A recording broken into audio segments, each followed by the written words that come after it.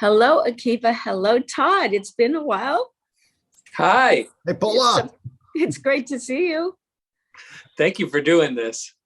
Of course. This And is first and foremost, the coolest thing possible. Honestly, Paula Abdul hosting our Chippendale Rescue Rangers Zoom. So are you cool. kidding? I wouldn't miss it for the world. Oh, I had so much fun. People think about the three of us together, so I think this makes sense. I agree. I agree. First of all, congratulations on all of the success. It's so well deserved. One of the funnest projects I've ever been able to read a script from and also to take part in. So congratulations. Thank you. We had a blast making it. I can tell. I want to jump in and start asking questions. If you don't mind, I'm going to just start right now. Please. And I want to start with, how did the premise for a comeback of Chippendale come about? It's not a reboot, so I'm curious as to how it all began. Well, this was a project that Disney has owned for many, many, many years. Chippendale are obviously very famous characters dating back decades. You can go to Disney World or Disneyland and see them running around. And so I think about 8 or 9 years ago, one of my executives came into my office and said, Disney wants to do something with Chippendale Rescue Rangers. And, let's figure out what kind of movie might be. And to be totally honest, my initial instinct was, I don't think so, because while it's a great recognizable piece of IP or, two great recognizable characters, I felt like we needed a reason to have this movie exist aside from the fact that it was recognizable IP. So we spent, I would say, a few years kind of figuring out what's the reason to make the movie aside from the fact that people know who Chip and Dale are. And there was a really fun show in the 90s about it. And then these two writers, Gregor and Doug Mand, came in with what I'll call the most bizarre, off the wall, creative, inspired, brilliant take on a reason to make the movie. And that is the soul and the essence of what we ended up doing. For some reason, Disney allowed us to develop that script. And for some reason, they kept allowing us to proceed with it. Eventually, we found our captain of the ship, the man sitting in London, but right next to me on this Zoom, Akiva Schaffer. And the vision that he had for the movie was exactly the same feeling that I got when Dan and Doug originally came in to pitch the premise. So marrying that brilliant idea with their brilliant script with Akiva's brilliant vision of the movie is kind of how the whole thing happened. It turned out fantastic and it is wacky as ever. I remember reading it and just laughing out loud. So yeah, what was the original, Akiva, when you read the script? Yeah, when I got sent it, the title page was the Chippendale Rescue Rangers reboot nobody asked for. This was a 2016 draft. I want to give that credit because I feel like I've seen that joke elsewhere, but this was a 2016 script. Great. Well, was it always envisioned as a blend of animation styles and live action? It was. I mean, I'll start with the beginning of it, and then Akiva, pass it to you because you really envisioned kind of how it all went. But it was always envisioned as that, and frankly, from the very beginning, the vision that Dan and Doug had was one character is 3D animation, like modern day children's animation, and the other character is classic 2D animation. But the way that it got put to the screen was really through Akiva's visionary work. So hand it to you on that. Yeah, but I mean, that is what attracted me to it. The same, stuff that must have, blown you away in that take, in that pitch. When I read the script and I got sent it, I'll be honest, my first thing was, as much as I respect the Alvin and the Chipmunk movies or the Smurfs movies, they are aimed at a very young audience. And they don't really appeal to me as an adult. They're more for my kids, and they're great for what they're doing. And the moment I got sent the script and it had that title page, I was kind of like, maybe there's something more to this. And when I read it, and as Todd just pointed out, somebody's 2D, 3D, there's claymation, there's making fun of Uncanny Valley, motion capture. And it was just all these really clever things that just made me really excited to make it. But then you brought in some other elements too, like you brought in a puppet. You actually made the 3D characters in the movie actually 3D if you put the glasses on. So there were a bunch of there's like a lot of these Easter egg things that Akiva threw in to kind of enhance this idea of multimedia animation styles. It was so interesting to watch because of all the different styles that you never see. So it was rather exciting to go, oh my God, oh my God, oh my God. It was fun. Well, it was also really nice to get to go to the team of animators and kind of say, this is the real world. So any character that you might have loved from your childhood or from modern day, run it by me, let me know what it is. Because it might be something I've never even seen, but I wanted to empower them to put their little love letters to things they like in the movie. So they were able to add little characters and do stuff as well. Okay, so when you came in and you were doing your voiceover and we're just having fun with it, and then all of a sudden I realized like, oh, the moment you came in, it was like, you're just going to record you dancing. And I was like, but I have Paula Abdul here. What else can you do? So I went through the whole script trying to find any random characters that we still hadn't recorded voices for. And there wasn't much because we were pretty late in the process. And you were so game for it. And you did each one so well. And at one point, I think I had cut in 3 different Paula Abdul voices into the movie. And it was like, they were sort of noticeable. And it was like, I can't have it everywhere. So I chose my favorite, which is this 3D reporter. And as Todd points out, most people don't realize it really is 3D. If you go get some blue one lens and red the other lens, the 3D in your face news reporter truly it does work, which is awesome. That's crazy. Well, the movie, it's definitely an absurd, laugh out loud meta trip down memory lane. I mean, it's fantastic. Was it as much as it is fun to watch, was it a blast to write and to film? I mean, it really, I loved the script, but I also was so excited to just learn how all these things are made. And so it was a blast for me getting to play with like all the tools of modern filmmaking, because it's the same things that any big Spider-Man movie uses as well, which is virtual, you do animatics, you do previs, you do layout, you do all these things, then you go out in the real world, you shoot all the plates, you shoot all the things. But like, if there's a Spider-Man jumping off a building in a movie, it's the same as Dale or Chip jumping off. You're shooting empty things and figuring out how to put them in later with post-viz.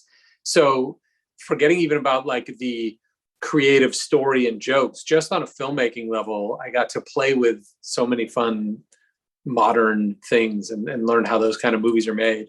And then I will say on most comedies, there's a lot of like improv and fun on set. We didn't really have actors on set very often. So this set, I can't pretend we were always laughing and cracking up on set the way you would on a normal comedy. But I will say it was a very peaceful set. There were very few actors, just background. And if you've ever been on a set, the background actors don't make noise. They're pantomiming. So it was maybe the quietest set you've ever been to, because you would be like action and you would just hear feet just kind of walking around and like clothes shuffling, and you just never heard it, and then you like cut. And so it was a very Zen-like experience. But because it was also during the time of COVID and stuff, it was a very safe set as well. And there was no people talking. Yeah. Well, you guys obviously dialed up the humor and created many unexpected self-referential moments, including my cameo with MC Scat Cat. Any fun ideas that you had that maybe didn't make it into the film that you can talk about? Well, before we even answer that, can we just talk about MC Scat Cat for a little bit? Yeah, we can talk about it. I mean, I remember when it came out. I remember being blown away. I remember that, I mean, opposites attract. It's a classic jam, obviously, but the video was incredible and remains so. I mean, it's all hand drawn. It's kind of beautiful animation. you're doing choreography, you guys are matched up. And so when we were trying to think of what this after party for the Chippendale show would be, like, what, it's 1990, I guess. And we're like, what would be the coolest, hottest thing to have at your party if you were on the coolest show? And I was like, MC Scat Cat and Paula Abdul would be there. And the fact that I kind of was really worried, this is boring, but like on a rights level, trying to track it down. And when they told me that it all just went back to you, I was like, that's amazing. And when they told me that you were very happy to do it, I was very psyched. And then the fact that you're willing to come there, I mean, it was awesome. I don't know which tour it was, but I went to one of your concerts in the early 90s. I was there. It was in Oakland. It would have been the arena where the Warriors used to play. I don't know if it was Forever My Girl or the next album. It was my first tour. It was my first tour. It was the first tour? Well, I was there. That's awesome. Well, first of all, I was floored that you guys even called and asked about Scat Cat, but forget me, Scat Cat was out of his mind excited. I mean, he was in retirement for a while, and now he's like, he was thrilled. He was like, yes, say yes. And I'm telling you, it was mind-boggling. I thought it was so cool that in a Disney film that you're asking Scat Cat to be a part of it, and that I got to be his partner in crime. Usually he's mine, but this time I was his. When Akiva said, can we get Scat Cat? And then, do you think Paula would want to do something herself? I'm like, I don't know, I'll ask. And then we had that Zoom and you were like the coolest, nicest person in the whole world. And I'm like, I'm going to try. And you're like, absolutely. And it was amazing. It was just, and like Paula Abdul coming to set for that day was like, everybody wanted pictures. It was like the most exciting day. Well, it was so much fun. And it all started with my conversation with you, Todd. I just remember how magical that conversation was and how we were laughing hysterically, referencing lines in the movie. It was just great. No, it really was. That was super. I heard about this conversation. It really must have been quite it was top notch. It was top one of, like, I would say top 5 conversations I've ever had with a legend. There you go. You're very kind. Well, I felt the same way. And were there any limits to how crazy you could get? It's almost like you didn't even take anything seriously at all. Was that actually the case? I mean, there were some limits. Well, I mean, we knew what kind of movie we were making, so I didn't try to like get them all to, drop F-bombs all the time. It was, we knew what target audience, and it's for families. But in terms of the comedy, I would always try to take it kind of right to the edge of where you're allowed to go. But I wouldn't say we got right, Todd. There wasn't a lot of times where somebody had to be like, you can't say that. No, as a matter of fact, I would say, like, kudos to Disney, because conventionally Disney is not necessarily known for kind of making fun of their own brand and kind of making fun of what they do as a business. And they let us go to those places with support. And it was really kind of extraordinary. I want to reference something that you'd asked before, just about some of the animation stuff. It makes me think about all the different styles that Akiva wanted to explore. Akiva, I think it's worth talking about, just because this is, this is for Emmy voters, just in terms of how specific and technical it was with a lot of this animation, and how some of the current day animation, which it's so exceptionally high end that you had to like dial it back a little bit to get it to the place that it was period appropriate. Yeah, well, he's referring specifically to the motion capture, the Seth Rogen character in the thing, the kind of Viking guy, and that's having a little fun. I don't want to say poking fun at, that's a little mean, but having a little fun with 20 years ago, how bad some of that stuff where it tried to create real humans would look, that nowadays kind of looks like even bad video games. Even video games have probably gotten better. But they've gotten so good at that stuff now, when you see like younger Samuel L. Jackson in like Captain Marvel and stuff like that, where you're like, wow, that actually looks really good.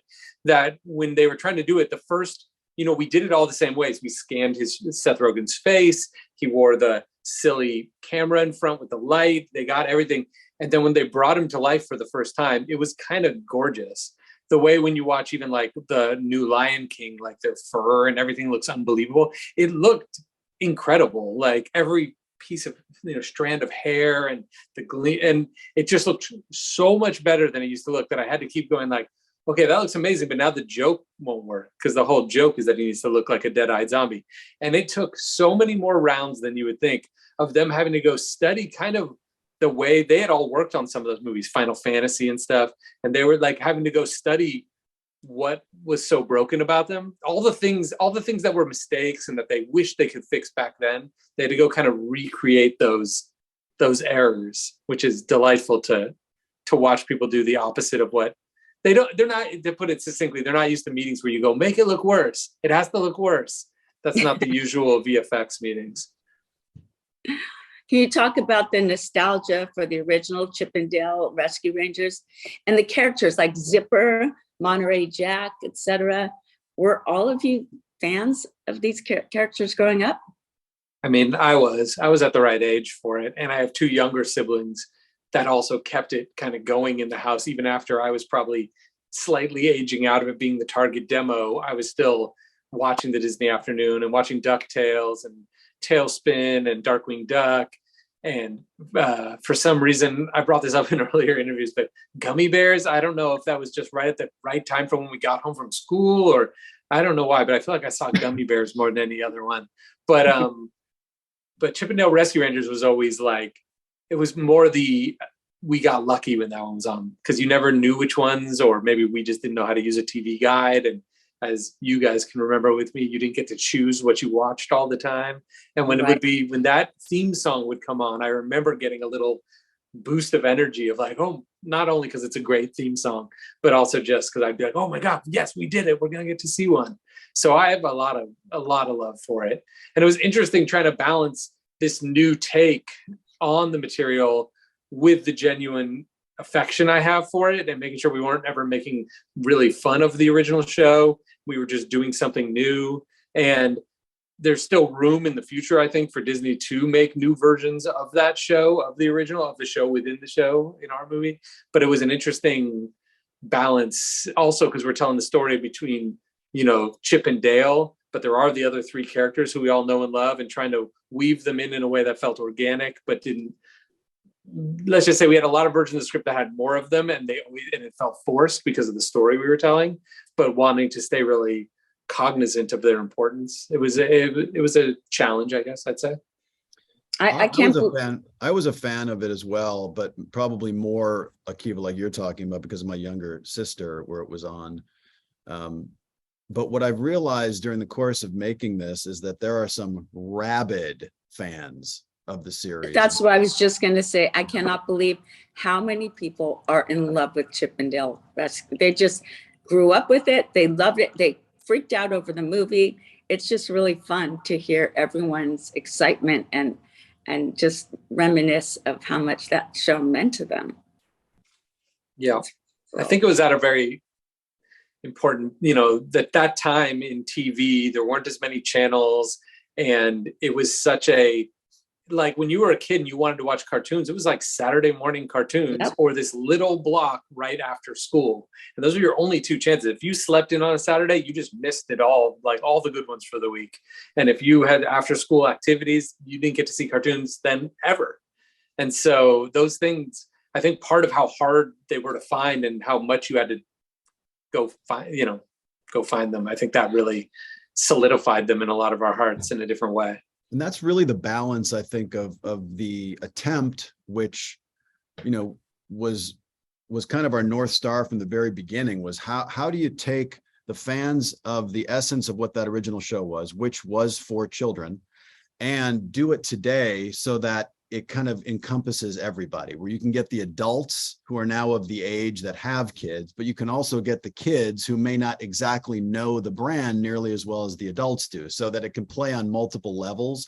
Families can watch it together, adults can get jokes, kids can get jokes, and there's enough for everybody. I think the surprise that I continually hear about this movie is that adults assumed it was going to be a little kiddie movie, and it turns out that it's something very different. Absolutely. I hear that too. So it's hard getting things available for all demographics, and I think you guys did it brilliantly. Todd, let's talk about all the amazing comedic talent that you were able to round out, from Andy Samberg to John Mulaney, Seth Rogen, Keegan Michael Key. I mean, Keegan Michael literally Key, and Will Arnett, who's one of my favorites. That's literally just Akiva like opening his phone and doing like roulette with his phone and being like, I know this person. Boop, I also know this person. Boop, I know this person. That means you would have won on Apprentice. Oh yeah. I should have done Apprentice. Who knows where I'd be right now if I had just done it. Yeah, I mean, the beauty of working at Saturday Night Live for a bunch of years is you do meet a lot of really, really funny, really talented people. And then, you know, I was just super psyched that to the ones that said yes, and super pissed at the ones that said no. I'm going to do a list now. Let's post a list of whoever said no.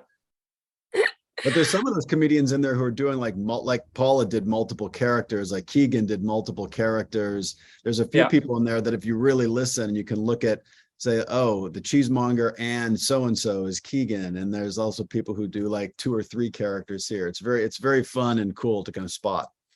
Mm-hmm. Similar to when you came in, Paula, it's just fun. If you have somebody like Keegan Michael Key in the booth who can do so many voices and sound so authentically like completely different human beings or characters or animals or anything, and he's always game to have fun. So I just would be like, oh, I'm going with Keegan. And I did the exact same thing. Give me a list of everything we still don't have a voice for. And I would just throw them out at him. And then there's people like Seth Rogen who sound exactly the same because he's got such a distinct voice, but he also plays multiple characters in the movie. That's really true. He plays how many? 4 characters. Plays the Viking Bob. He plays B.O.B., which is the same name, oddly, which is the Blob from Monsters vs. Aliens. He plays Mantis, and of course Pumbaa from Lion King. Very talented. Yeah, one of the challenges of the movie was convincing other places that owned IP that we would like to use in our movie to let us use it under these auspices. And I would say we were shockingly successful getting people to say yes to participate, because there's a lot of stuff in this movie that Disney doesn't own, and that was again one of the things that Akiva really wanted to do, and by design. Yeah, it was one of the main things I kept pushing for from the very beginning. When it was just to have characters in it that are not Disney owned. One, just because if this thing's going to be about a world that's all animation, it has to be all of animation, not just Disney owned things. And I didn't want it to just appear to the more cynical viewers as kind of a Disney ad for Disney Plus, like where it's all just Disney stuff. And things like MC Scat Cat are, you know, we all grew up not knowing. I didn't know what was a Disney. Like when I first saw Roger Rabbit, I didn't know it was a big deal that Bugs Bunny and Mickey Mouse were together. I didn't think about, forgive me, as a 10-year-old, I wasn't like, how did the lawyers get this done? I wasn't really thinking about any of that. I just knew it was amazing seeing everybody together. I didn't know about the behind the scenes part. And so I really wanted to make sure we had all the different people. And at the premiere, I spent my entire opening remarks speech just thanking the lawyers, because they had so much work to do to negotiate and figure it out. It was I think they spent more time on our movie than probably their whole rest of all their movies combined. And it was worth it. Yes, it was. Well, that brings me to not since Who Framed Roger Rabbit have we seen such a unique mashup of animation styles and live action, but that must have been difficult. Wasn't it difficult to create? I mean, we tried to, wherever possible, I would ask them to go try. We would look up who had worked on the original ones and call Disney and go into the archives and try to get artists to come back, if they were still working, to come back and do a week where they would set the key poses and give little lessons to the people that were doing it in ours, or to just full on. There was a guy who worked on the original Roger Rabbit who came back and did all the Roger Rabbit drawings. There were people who had worked on, I would talk to Tad Stones who created Rescue Rangers, and show him like we created a fake Rescue Rangers episode within our thing, and he was watching it and like noticing. He was like, to be honest, because it was done with the help of computers, he was like, that looks more like what we wanted the show to look like than the actual show looked. And then there were, certain characters. The movie was made for a certain amount of money and for Disney Plus, so there were certain ones too where we couldn't quite get it to all the way there. And I just hope the audience, forgives us for those ones, but just knows our heart was in the right place where I tried to get everything to be done exactly how it was done. Before we even started the movie, we did something called a proof of concept, which is we rendered a scene with various animation styles just to kind of see what it would look like, to hopefully set the pattern of what it would be how it would be done and how it would be accomplished. I would say that having none of us on this team, this is aside from some of the VFX folks, but none of us on the director, writer, producer team had ever really made an animated film before. So frankly, it was a lot of learning on the fly and kind of coming up with processes as the movie was in motion, which was pretty wild. Sometimes we'd have to reverse course. Sometimes we stuck with the original plan, but because there were so many different animation styles, it was really cumbersome and very educational. Yeah. To be fair, we also had a team of people that have been doing it for 30 years. So we were the ones learning on it. We weren't alone. It was some professional help. Yeah. People telling us what's going on. We're like, oh, that's how it works. Yeah. And also, I mean, just I guess, because this is technically an Emmy thing where it's more technical. I mean, though a true animated movie takes like 2.5 to 4 years, and we were doing this on a much shorter timeline than that. So there was a lot of things where it's amazing that what the VFX team pulled off, especially with how fast it was, how good the claymation, guy looks, how much, they're putting fingerprints into him and they're having to make every decision. If he turns, it was made with CG, but it needs to look like someone did the stop motion. So when you would, all the rules of like, well, they wouldn't mess with his shirt there because in stop motion, you just, take the minimum amount you can to move, and how many frames. Oh, his arm would be every 4th frame would be a new pose, as opposed to, and it's all the things that come together to make it feel like what Gumby looks like. And that was a huge amount of like R&D for them to recreate that, and doing little tests with real clay and going frame by frame through old Gumby cartoons, and all that work is going into making that one character look the way it's supposed to look. And most animated movies have like 10 characters, and that's the whole movie. And ours would have, a new shot, new character, and they have to do all this work on that one character, and it's gone in a shot. Yeah. Do you think that the claymation was the most tedious aspect of getting it right? I don't know if it was the most tedious. It was just definitely one of the ones I'm the most proud of, even though I can't take credit for how great it looks. I just know when they presented it to me, it was one of the ones where I was like, you did it. It looks perfect. And there's a bunch of things like that. Like there's things like Chip's house. Like Chip's house, that's that little house between all the big houses. Like we went and scanned a real neighborhood out in Studio City. We got this real place. But we didn't actually ever shoot a shot there. So it is a real place. Those are real houses, the other houses. But there was never an actual film camera on the street. And it looks like you're on a real street with cars driving and all that stuff. It just looks perfect. And then when he goes to obviously his little fake house, his dollhouse, that was, our production designer built it like with using, the way that they would build any set in a computer with architecture kind of software where they build it. And then he would go get like a plank of wood in real life and go, this is the wood for the cabinets. And then another one goes, this is the floorboard. And then they would scan it, but we would keep like the wood grain at human scale. So the wood grain is the same scale that you and I are used to, but now it's on this little cabinet. The same way if you were to make a dollhouse using wood, the wood grain would not be miniature, it'd be normal wood. Because we were like, the rule we were using is that it is the real world. Trees are trees, metal is metal.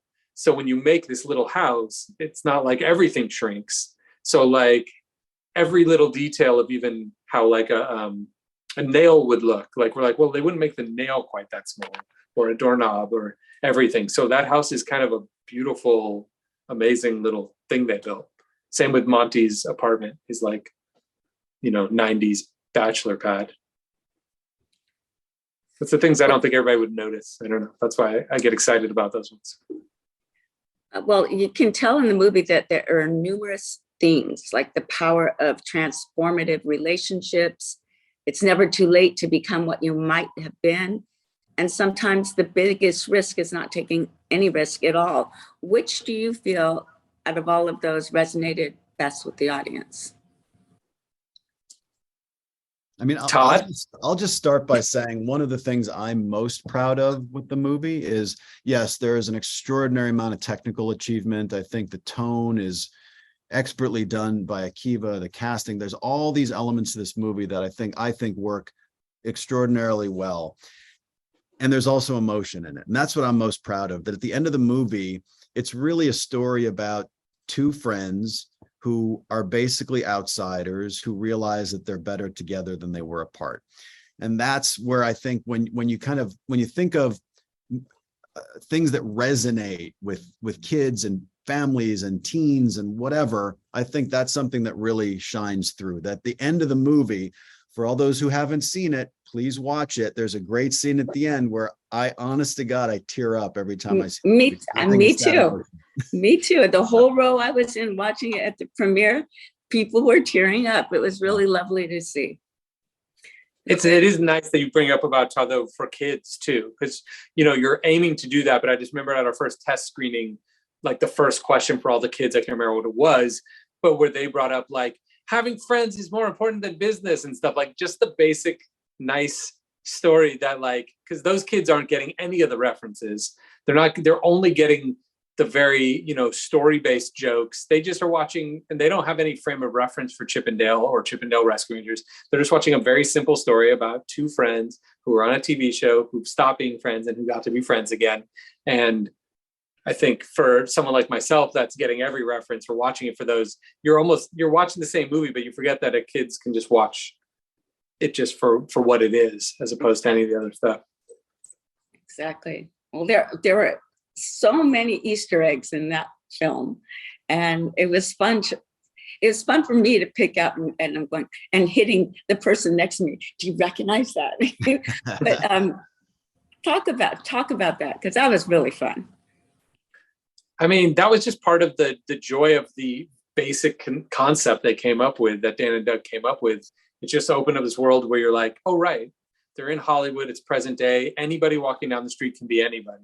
But also not everybody would be famous. The same way if you go down Beverly Boulevard, there's a lot of civilians as well, but civilians will be, who's to say that there isn't a Simpsons style that obviously is a look that tunes can have. So who's to say there can't be someone who looks like an extra on The Simpsons walking down the street, but it's not somebody famous, or a cat, but a cat that's anthropomorphic with clothes on. And maybe that cat has the style from Robin Hood, the old Disney movie that used like this kind of Xerox cheaper animation style.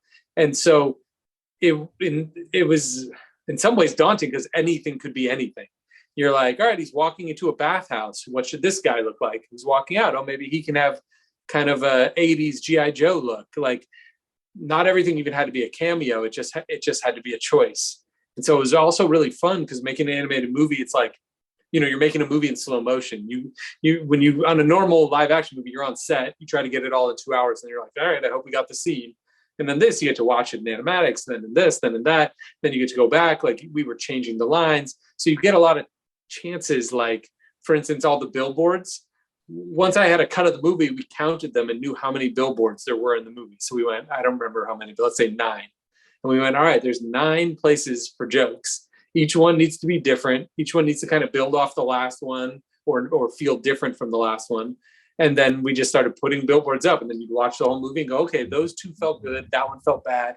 So you get all these, iterations, all these bites of the apple, and chances to make every Easter egg hopefully kind of special. There's a lot in there. I think someone can watch the movie, 15 times and spot multiple versions each time they stop. I've seen it 3 times, yeah, and with different people. And each time I've watched it, I've caught different things. So it's fun. You have to see it more than once. There's a lot in there. Yeah.